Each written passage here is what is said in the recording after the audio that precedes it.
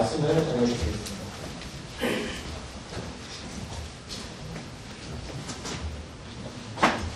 안녕하십니까. 정말 이아브람 목사입니다. 우리 정말 1부, 7부 목사님들 뵙게 돼서 너무 기쁘고요. 이 앞에서 메시지 전하게 되어서 감사합니다.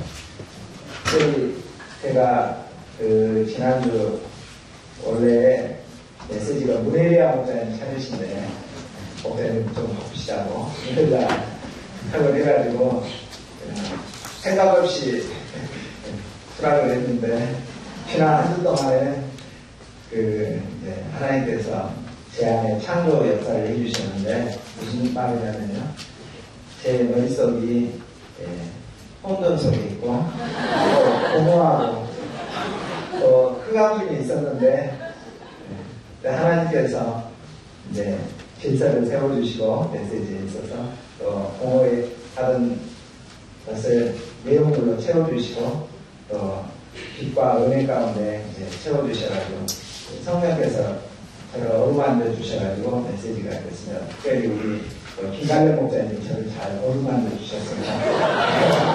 메시지가 됐는데 그동안이나 우리 목사님들 이제 말씀을 들을 때 조금 저를 격려해주는 차원에서 아멘이라는 화답을 많이 해주시면 감사하겠습니다.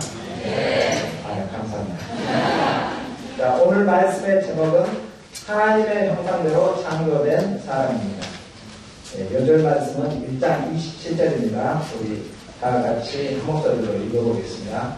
시작. 하나님의 형상대로 사람을 창조하시되 남자와 여자를 창조하시고. 하나님 아버지, 이 죄를 숨기시고 하나님의 말씀하니 온전히 드러나기를 간절히 기도합니다. 예수님 이름으로 기도합니다. 지난주 우리는 만물을 창조하신 하나님에 대해 배웠습니다. 그런 메시지를 들으면서 하나님께서 창조하신 딱따구리의 신체 구조가 얼마나 과학적이고 오묘하고 경이로운가를 알고서 하나님의 창조 솜씨에 감탄하고 하나님을 찬양하게 되었습니다. 오늘 말씀은 그보다도 더 감탄스러운 인간 창조입니다. 사람들은 나는 어디에서 왔는가? 나는 어떤 존재인가? 나의 삶의 목적은 무엇인가? 고민하고 질문을 던집니다. 이 해답을 알 때 우리는 비로소 나의 가치를 발견하게 되고 그것에 기초하여 자신의 삶을 가치 있는 일에 들여듭니다. 특별히 오늘 말씀은 이 사람의 자존감을 높여주는 말씀입니다. 사람은 자존감이 높아야 행복하다고 합니다. 오늘 말씀을 통해 성경적 인간관을 정립하기를 기도합니다. 제1장 하나님의 형상대로 창조된 사람 29절, 26절, 27절을 우리 띄워주시고요. 함께 읽어보겠습니다. 시작. 하나님의 우리의 형상을 따라 우리의 모양대로 우리가 사람을 만들고 그로 하나님의 우리와 하늘에서와 가슴과 문화와 자연의 모든 것을 다스리게 하시고 하나님의 형상으로 하나님의 형상으로 사람을 창조하시되 남자와 여자를 창조하시고. 네, 하나님께서 다른 피조물들을 창조하시게 어떻게 하셨습니까? 일방적인 명령만 하셨습니다. 하나님이 빛이 있으라 하시면 이렇게 빛이 있었습니다. 하늘에는 새가 날아라 하니까 하늘에 새들이 이렇게 창조되어 날고 있었습니다. 그런데 하나님은 인간을 창조하실 때 어떻게 하셨습니까? 우리의 형상을 따라 우리가 사람을 만들자. 그들로 모든 것을 다스리게 하자. 여기서 우리는 성부 하나님, 성자 하나님, 성령 하나님을 말합니다. 인간 창조가 너무나 중요하기에 삼위 하나님께서 진지하게 논의하시고 결정하셨습니다. 그만큼 사람은 하나님의 특별 관심 대상이었습니다. 또한 다른 생명체들을 창조하실 때 어떻게 하셨습니까? 각기 종류대로 창조하셨습니다. 그런데 인간은 어떻게 하셨죠? 종류대로가 아니라 하나님의 형상을 따라 하나님의 모양대로 창조하셨습니다. 하나님의 형상, 하나님의 모양대로 창조되었다는 말이 무슨 말입니까? 형상은 히브리어 언어로 체롬인데요. 영어로는 이미지입니다. 인간과 하나님의 구체적인 닮을 꼴을 말하고요. 모양은 원어로 페무티인데 영어로 라이크니스로서 추상적인 면에서 유사성을 나타냅니다. 자, 형상과 모양은 유사한 단어입니다. 근데 히브리 말의 그 수사법에는 이런 것이 있습니다. 어떤 내용을 강조하고 싶을 때 비슷한 내용을 반복하여 사용합니다. 따라서 하나님의 형상을 따라 하나님의 모양대로 창조했다는 말은 인간이 하나님의 형상을 닮은 얼마나 존귀한 존재인가 라는 것을 강조하기 위해서 표현한 말이라고 할 수 있습니다. 인간은 하나님의 형상대로 지음받은 특별한 존재입니다. 요한복음 14장을 보면요, 빌립이 예수님께 하나님 아버지를 보여달라고 요청을 합니다.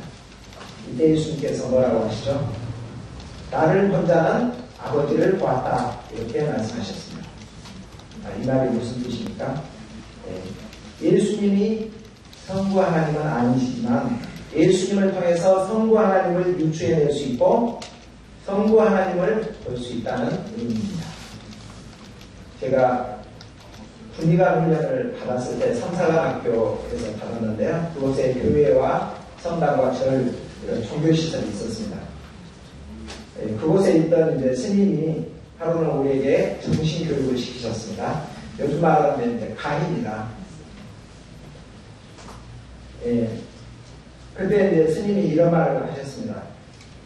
젊은 목사가 삼사관학교 군목으로 부임했는데 자기에게 인사차 왔다고 찾아왔다고 합니다. 이런저런 이야기를 하다가 목사님이 스님을 보고서 이런 말을 했습니다. 스님을 보니 부처님을 본 것 같습니다. 그러자 스님이 너무 기분이 좋아갖고 뭐라고 했겠습니까? 목사님을 보니 예수님을 본 것 같습니다. 이렇게 대답을 했다고 합니다. 아마 인사치레로 이렇게 했을 수도 있는데 그 뒤로 이제 그 강의 시간에 계속해서 스님이 목사님 칭찬을 들어오는 겁니다. 심이 튀기도록 이렇게 계속 목사님이 30 정도 되는데 너무 훌륭하다 이렇게 이야기를 하시더라고요. 제가 이제 나중에 이제 주일예배 가서 보니까 메시지 듣고 그 목사님을 보니까 너무 훌륭하시더라고요. 그래서 제가 볼 때도 목사님을 통해서 예수님을 본 것 같았습니다. 우리도 그런 사람들이 돼야 되겠습니다. 다른 종교인에게도 이렇게 인정받는 그런 사람들이 돼야 되겠습니다. 그러면 인간에게 어떤 하나님의 형상이 있습니까? 하나님은 사랑이십니다. 인간의 마음에도 이 사랑이 있습니다. 불쌍한 사람 보면 동정심이 생기고 대가 없이 봉사하고자 합니다. 희생적인 사랑을 추구합니다. 저는 우리 JBF 학생들과 독거노인 봉사를 하고 있는데요. JBF 학생들을 볼 때 성빈만 받을 줄 아는 이 철없는 애들로 보았는데 그들이 어르신을 도와서 페이지를 정리하고 안마를 해주는 것을 보면서 해결한다는 생각을 하게 되었고요. 또 그 가운데서 이 하나님의 형상, 사랑을 보게 되었습니다. 보이시죠? 또 하나님은 거룩하십니다. 때문에 사람들도 거룩함을 사모합니다. 하나님의 의로우신 성품을 닮아 불의를 보면 참지 못합니다. 올해가 이제 3.1 운동 100주년이 되는 날입니다. 달이죠. 해조해. 이와 같은 학생으로 재학 중이었던 유관순 열사는 고향 충청도 아우네 장소에서 3.1 운동을 주도하다가 붙잡혀서 고문을 받고 19세의 꽃다운 나이에 순국하셨습니다. 그녀는 모진 고문에도 내 나라에 쳐들어온 너에게 나는 재판을 받을 필요가 없다. 나는 내 나라에서 당당한 일을 했을 뿐이다. 하며 불의에 항거하였습니다. 또 하나님은 영이십니다. 때문에 사람도 영적인 것을 추구합니다. 전도서 3장 11절에 하나님이 사람에게 영혼을 사모하는 마음을 주셨느니라 했습니다. 동물은 육신이 충족되면 그것으로 만족합니다. 그러나 사람은 영적인 존재이기 때문에 육적인 것으로만 만족하지 못합니다. 위의 것, 영원한 것, 영적인 것을 추구합니다. 영이신 하나님께 예배드리고자 합니다. 예배를 드리면 어떻습니까? 행복을 느끼고 영이 새로워지고 풍성해지는 것을 경험하지 않습니까? 그런데 오늘날 사람들은 어떠합니까? 죄로 말미암아 하나님의 형상을 많이 상실했습니다. 로마서 1장 후반절 말씀처럼 부끄러운 욕심을 따라 음욕이 불릴 듯합니다. 요즘 매스컴을 떠들썩하게 하고 있는 연예계 탑 뉴스가 바로 이것이 아닙니다. 하나님의 형상을 잃어버릴 때 가장 먼저 나타나는 현상이 성적인 타락입니다. 또 온갖 불의, 추악, 탐욕, 악의, 시기, 살인, 분쟁, 사기, 악독, 수곤수곤, 비방, 능욕, 교만, 자기자랑, 부모고역, 무정, 무자비 등등 여러가지 병든 모습들이 나타납니다. 이전에는 우리가 밤길을 걸을 때 사람이 나타나면 그렇게 반갑고 안심이 되었습니다. 그런데 요즘은 어떻습니까? 사람이 제일 무서운 존재라는 것을 알았습니다. 또 누구도 함부로 믿고 아기를 맡길 수 없는 그런 시대가 되어버리고 말았습니다. 그러면 우리가 어떻게 잃어버린 하나님의 형상을 회복할 수 있겠습니까? 예수님을 통해서 가능합니다. 고린도서 1장 15절에 그는 보이지 아니하는 하나님의 형상이라고 했습니다. 하나님의 형상을 가지고 이 땅에 오신 분이 바로 하나님의 아들 예수님입니다. 예수님을 믿고 영접할 때 우리가 그러고 나서 우리 안에 하나님의 형상을 회복할 수 있습니다. 고린도서 5장 17절에 누구든지 그리스도 안에 있으면 새로운 피조물이라 이전 것은 지나갔으니 보라 새 것이 되었도다 하였습니다. 인간적인 노력이나 수양하고 새 사람이 될 사람은 아무도 없습니다. 예수님의 보혈로 죄 쓰심 받고 예수님 안에 거할 때 새로운 피조물로 다시 태어날 수 있습니다. 베드로후서 1장 4절 말씀처럼 종력 때문에 세상에서 썩어질 것을 피하여 신의 성품에 참여하는 자로 변화될 수 있습니다. 자, 그러면 하나님의 형상대로 지음받았다는 것이 우리에게 어떤 의미가 있을까요? 첫째, 우리 자신에 대한 자존감을 갖게 합니다. 뭐라고요? 우리 자신에 대해 자존감을 갖게 합니다. 요즘 우리 아이들의 자존감 어떻습니까? 우리 강마가 문제는 아이들 자존감 어때요? 네. 네, 맞습니다. 네, 요즘은 아이가 혼자 또는 둘 있기 때문에 가정에서 부모의 관심과 사랑을 못 받고 왕자, 공주처럼 대결하기 때문에 굉장히 자존감이 높습니다. 그런데 중학생, 고등학생, 대학생, 어른이 되어가면서 어떻습니까? 점점 자존감이 추락합니다. 어렸을 때 별 문제 없게 보이던 자녀가 커서 부모님께 아빠, 엄마가 내게 해준 게 뭔데? 뭐 있는데? 그러면 그렇게 말하면 어떻습니까? 부모는 멘붕에 빠집니다. 어렸을 때 자존감이 높던 아이가 커가면서 자존감이 낮아지는 이유가 무엇입니까? 네. 외모나 성적이나 다니는 대학, 또 집안 형편 등 이런 것으로 남과 비교하면서 자존감이 떨어집니다. 자, 우리 청년들은 현재 자존감 어떻습니까? 네. 어떤 목사님은 우리 청년들이 자존감이 낮을 수밖에 없는 이유를 객관성이 없고 공정하지 못한 사회 구조 때문이라고 말했습니다. 본인이 그것을 직접 경험할 때 자괴감이 들었다고 했습니다. 헬조선이라고 했습니다. 이처럼 치열한 경쟁이 우리의 자존감을 갉아먹고 있는 것도 사실입니다. 반면에 어떤 선교사님은 한국에서는 굉장히 자존감이 낮았는데 아프리카 선교사로 가서 자존감이 확 올라갔다고 말하시는 분도 있습니다. 우리 자존감이 환경과 상황과 사람에 따라서 올라갔다 내려갔다, 이것은 상대적인 자존감입니다. 우리는 하나님의 형상대로 지음을 받았다, 그런 존재다, 이것을 인식하고 이것을 나의 정체성으로 삼을 때 우리는 하나님의 황태자 황공주인 것을 알게 됩니다. 내가 가치 있는 존재라는 것을 알게 됩니다. 그럴 때 자존감이 높아집니다. 이 자존감은 상대적인 자존감이 아니라 절대적인 자존감입니다. 모세가 이 창세기를 쓸 당시 청자였던 이스라엘 백성들의 상태가 어떠했겠습니까? 그들은 애국에서 노예로 있다가 광야로 나왔기 때문에 그들은 선진국 애국 사람과 이렇게 아마 비교했어요. 그때 그들은 아마 자존감이 낮은 상태였을 것입니다.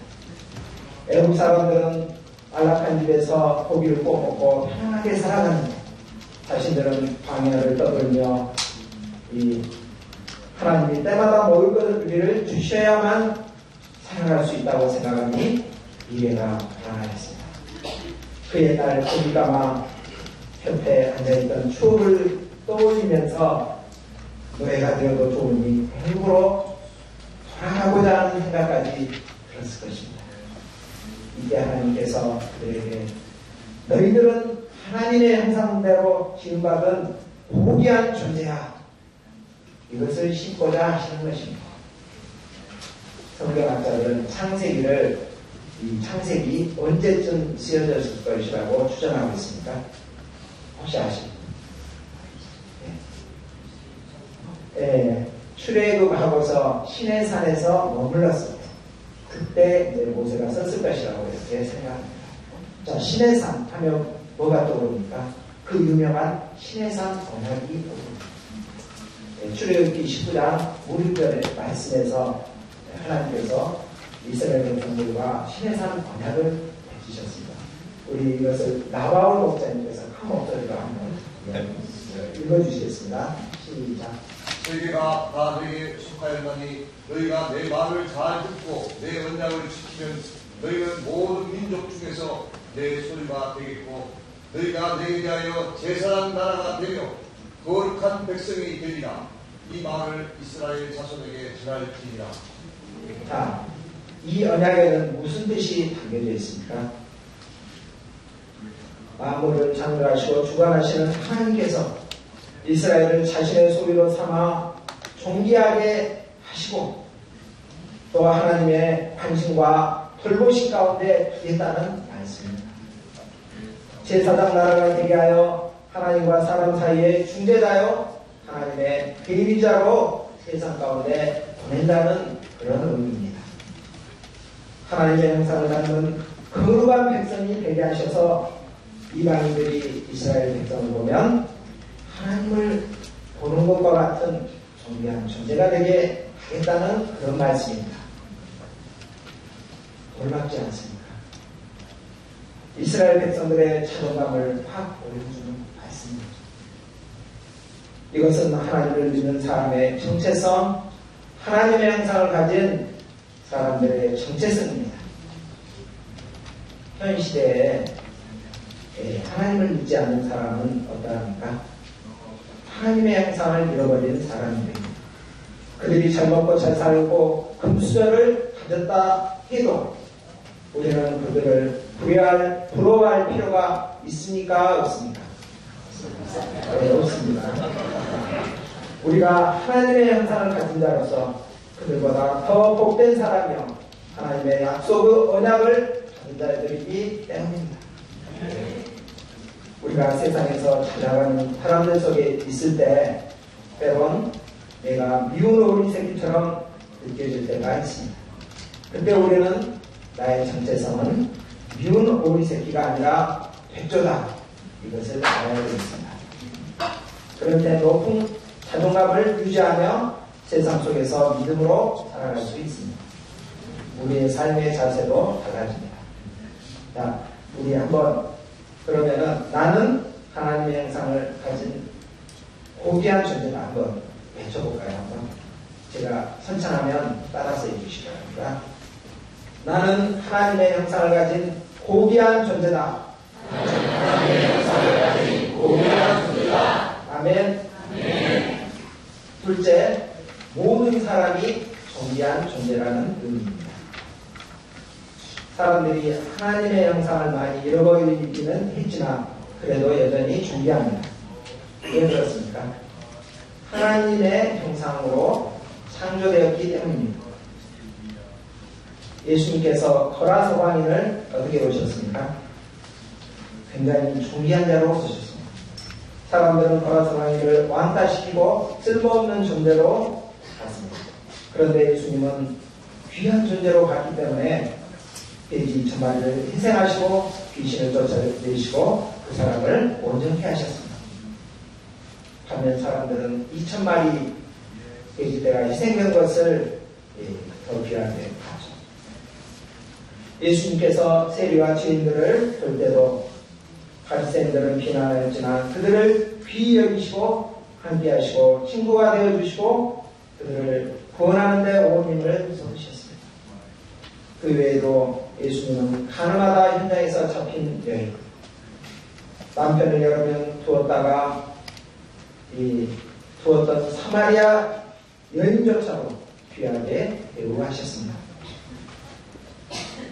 우리가 사람을 대할 때 어떻게 대우해야 하겠습니까? 아무리 비천하고 아무리 쓸모없게 보이는 사람일지라도 그 사람은 하나님의 형상을 가진 정말 고귀한 존재다, 이렇게 보아야 하지 않겠습니까? 예수님은 그들을 위해 십자가에 달려 죽으신 것입니다. 천하보다 한 영을 더 귀하게 여기십니다. 자, 한번 옆에 있는 사람 보십시오. 어떠세요? 고귀하게 보이십니까? 네. 한번 우리 옆에 사람에게 당신은 나에게 소중한 존재입니다. 시작. 당신은 나에게 소중한 존재입니다. 네, 아멘. 네, 늘 그렇게 보시기를 바랍니다. 셋째, 우리 인생 목적이 하나님의 형상을 본받는 것이라는 것입니다. 사람에게 있어 자존감이 굉장히 중요한데요. 이 자존감이 높을 때 행복합니다. 그런데 남과 비교되어지고 또 자기 하고자 하는 것이 원하는 대로 뜻대로 되지 않을 때 우리는 자존감이 낮아지기가 쉽습니다. 그래서 사람들은 자기 개발서라든지 또 이렇게 자존감을 높이는 책들을 사서 봅니다. 아마 제일 잘 팔리는, 요즘 제일 잘 팔리는 책들이 이런 종류의 책이라고 합니다. 그 중에 이제 제가 제 마음에 와닿는 거 한 가지를 여러분들에게 이제 소개하고 합니다. 듣고 싶죠? 아니야. 네, 아주 간단합니다. 이 방법은 먼저 나의 현재 위치를 아는 것입니다. 그것이 중요한데요. 내가 할 수 있는 것이 무엇인가, 그리고 내가 할 수 없는 것이 무엇인가, 그리고 내가 원하는 것이 무엇인가 먼저 파악하는 것입니다. 그리고 그 사실을 인정하고 받아들이는 것입니다. 그리고 거기서부터 출발해서 성장할 때 자존감이 높아지는 겁니다. 간단하죠? 자신의 능력이라든지 성품이라든지 대인관계라든지 이런 것들이 성장할 때 자존감이 높아진다고 합니다. 이것을 이제 저는 통해서 이제 원리를 흡혈을 했는데 이것은 생각해보면서 자존감은 성장이다. 이런 이제 원리를 저는 이제 생각하게 했거든요. 자존감은 성장이다. 네. 이것을 영적인 원리로 한번 대입시켜 보겠습니다. 자, 우리 그리스도인이 어떻게 자존감을 높일 수가 있을까요? 예수님을 배우고 성장하면 됩니다. 계속해서 예수님을 탐고 예수님을 배우고 예수님에게까지 자라가면 그런 과정에서 우리의 자존감은 점점 높아집니다. 로마서 29절을 보겠습니다. 우리 김바라고 목사님이 한번 읽어주시겠습니다. 시작. 하나님의 미리 야하신 저들을 또한 그 아들의 형상을 본받게 하기 위하여 미리 정하셨으니 이는 그 많은 형제 중에서 받아들이기 위하여 했습니다. 네, 감사합니다. 예수님의 형상이 우리가 본받아야 할 롤 모델이 되는 이유가 무엇일까요? 네, 예수님은 둘째 아담으로서 하나님의 형상을 온전하게 소유한 완전한 인간이기 때문에 그렇습니다. 예수님은 완전한 인간, 온전한 하나님이십니다. 그리스도인이라면 누구나 예수님을 배우고 닮아가야 합니다. 그럴 때 우리의 자존감이 높아지고 행복합니다. 이것이 우리의 삶의 목적입니다. 자, 우리 이것도 한번 외쳐봅시다. 예수님을 닮아가자. 네, 감사합니다. 제2장 인간에게 복을 주신 하나님 29절을 보겠습니다. 29절을 다 함께 한번 읽어보겠습니다. 시작.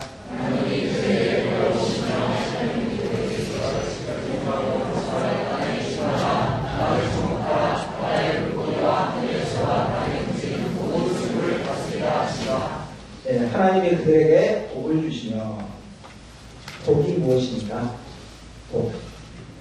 네, 원어로는 바라크라고 한번 따라서 해보겠습니다. 바라크. 네, 이 뜻은요, 하나님께 무릎 꿇다, 경배하다, 찬양하다 이런 뜻입니다. 하나님께 무릎 꿇어 순종할 수 있는 관계로 들어와 그분을 경배하고 예배하는 것이 복이라는 것입니다. 하나님을 떠나면 그 어떤 것도 복이 될 수 없다는 말이죠. 복 가운데서 하나님은 사람에게 사명을 주셨습니다. 하나님이 그들에게 복을 주시며 하나님이 그들에게 이르시되 생육하고 번성하여 땅에 충만하라. 땅을 정복하라. 바다의 물고기와 하늘의 새와 땅에 움직이는 모든 생물을 다스리라. 자, 이 말은요, 모세 시대 때, 그 당시 출애굽에서 모세 시대 때 누구에게 주어지는 특권인지 혹시 아시나요?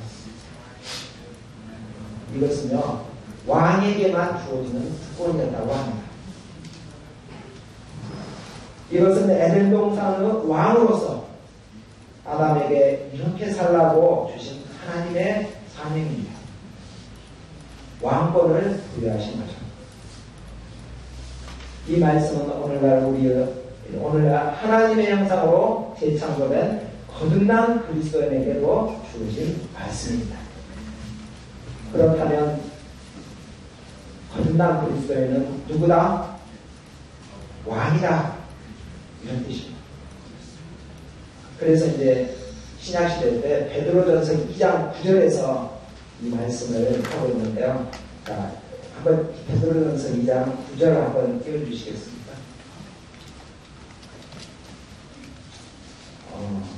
우리 다 같이 한번 읽어보겠습니다. 시작.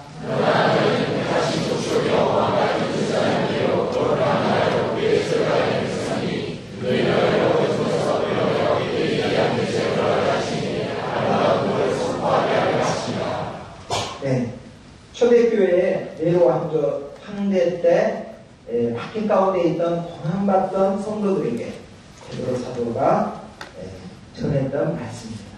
너희는 왕같은 제사장이다 선포하고 있습니다. 이 말이 우리에게 어떤 의미가 있습니까? 우리가 세상에서 왕으로서 살아가라는 말입니다. 통치권을 행사하라는 말입니다. 왕의 마음을 가지고 세상에 나아가 주도적 역할을 하라는 말입니다. 요한계시록 마지막 장인 22장 5절에 보면 천국 모습이 나옵니다. 거기에 보면 우리 성도는 주님과 함께 세세토록 왕노릇 한다고 나와 있습니다. 그리스도인은 이 땅에서도 천국에서도 왕권을 가지고 있습니다. 하나님이 그들에게 복을 주시며 하나님이 그들에게 이르시되 생육하고 번성하여 땅에 충만하라. 땅을 정복하라. 바다의 물고기와 하늘의 새와 땅에 움직이는 모든 생물을 다스리라. 이 말씀은 출애굽한 당시 이스라엘 백성들에게 너희들은 노예가 아니라 왕이다. 이것을 가르쳐주고 있습니다. 오늘날 우리에게도 하나님은 말씀하십니다. 너희들이 이 땅을 정복하고 다스리는 왕의 역할을 해라. 우리는 이 명령에 순종하여 적극적으로 생육하고 번성하고 땅에 충만하고 이 땅을 다스리는 정복하고 다스리는 일을 해야 하겠습니다. 만약 왕이나 대통령이 자기 일을 하지 않으면 어떻게 되겠습니까? 베네수엘라 꼴 나지 않겠습니까? 그러면 생각하고 전사하는 말이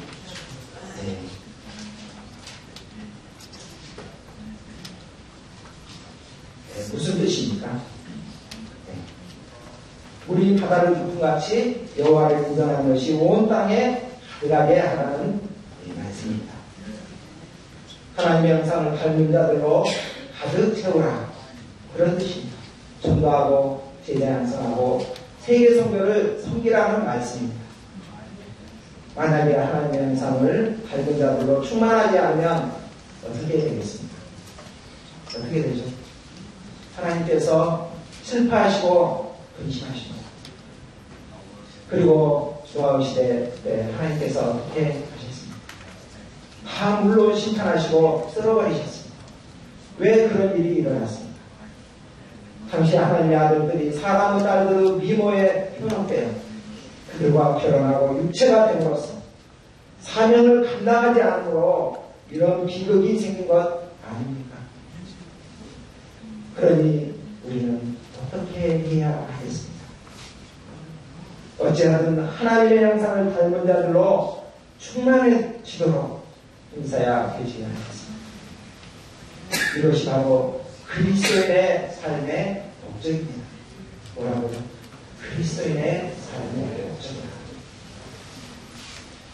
자, 사람을 복되게 하시고 사명을 주신 하나님께서 우리에게 무엇을 주십니까? 29절 말씀을 같이 한번 읽어보겠습니다. 시작. 하나님께서 내가 온순에 심는 모든 채소와 씨앗이 열매맺는 모든 나무를 너희에게 주니 너희 먹을 것이라 되리라. 하나님은 채소와 씨가지 열매를 식물로 주셨습니다. 여기서 주셨다는 말은 인간의 삶이 하나님의 은혜에 전적으로 의존하고 있음을 의미합니다. 사명을 감당하는 우리에게 하나님은 먹는 것을 친히 해결해 주십니다. 우리가 양식을 위해 열심히 일을 해야 되겠지만 먼저 그의 나라와 그의 의를 구해야 합니다. 우리는 생존을 위해서 사는 자가 아니라 사명을 위해서 생존하는 자입니다. 자, 30절을 보겠습니다. 자, 모든 창조를 마치신 하나님은 어떤 소감을 발표하셨습니까?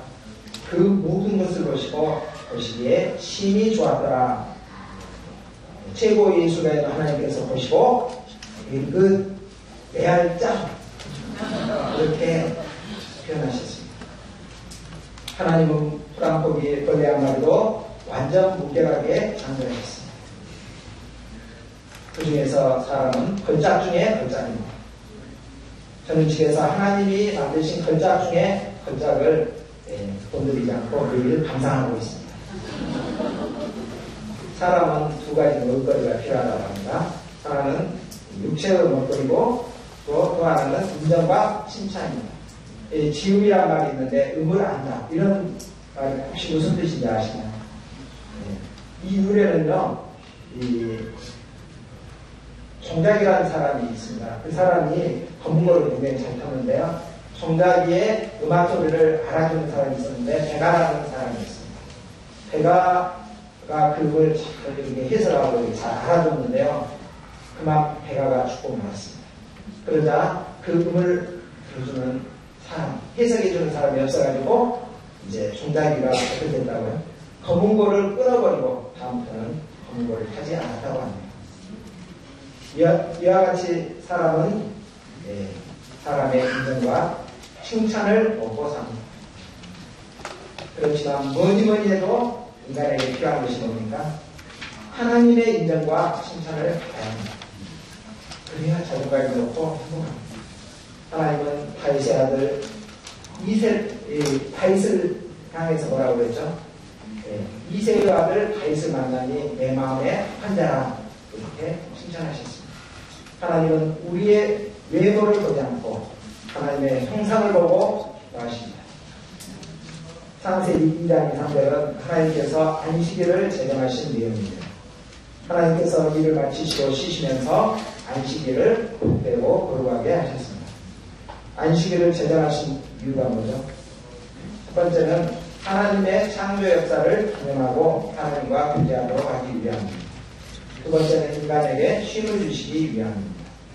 하나님의 안식을 통해 생명을 풍성케 하시고 복되게 하셨습니다. 결론입니다. 인간은 하나님의 형상의 소유자입니다. 이것이 인간 자존감의 근본입니다.